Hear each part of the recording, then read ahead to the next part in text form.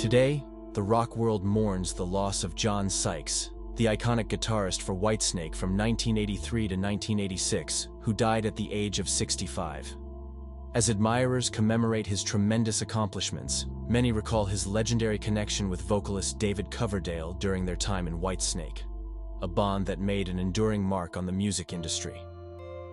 The collaboration between the two resulted in some of the most iconic rock albums of the 1980s, including Slide It In and the 8-times platinum self-titled Whitesnake album released in 1987. Their partnership produced timeless hits like Still of the Night, Is This Love, and Here I Go Again, which defined the era and solidified Whitesnake's place as one of the greatest rock bands of all time. David Coverdale has announced that the ongoing Whitesnake tour will be his last. While the musician clarified that he isn't planning a full retirement, the news carries significant weight given his legendary on-stage presence and charisma. To honor his legacy, Coverdale recently released a greatest hits collection that heavily features Whitesnake's iconic albums from the 1980s, Slide It In, 1984, the self-titled Whitesnake, 1987, and Slip of the Tongue, 1989. This era was defined by major lineup changes, beginning with Slide It In. One of the most notable additions to the band was guitarist John Sykes, renowned for his work with Thin Lizzy. Sykes joined Whitesnake during the American release of Slide It In, replacing Mel Galley. But his true impact came with the follow-up self-titled album in 1987.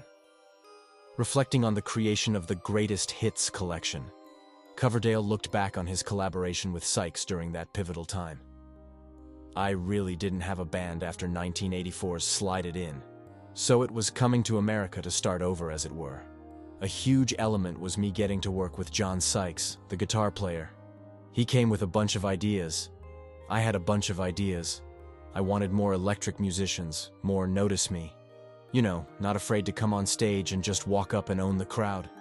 And John had that energy, and as people can testify, he was an extraordinary gifted musician. Coverdale also shared how Whitesnake's legendary single, Still of the Night, came to life. So we were jamming on ideas. I'd had this riff for a while. I'd found it in my mother's attic on an old cassette. I wanted a kind of jailhouse rock, which is one of my favorite rock songs ever. My introduction to Elvis Presley, courtesy of my Auntie Sylvia. So I played these things to John, and he took the riff to cosmic levels, and the rest is history. It just unfolded really well. All the fates and the muses were aligned. It was an amazing, amazing time. And we came up with super stuff, which fed the next 35 years of Whitesnake.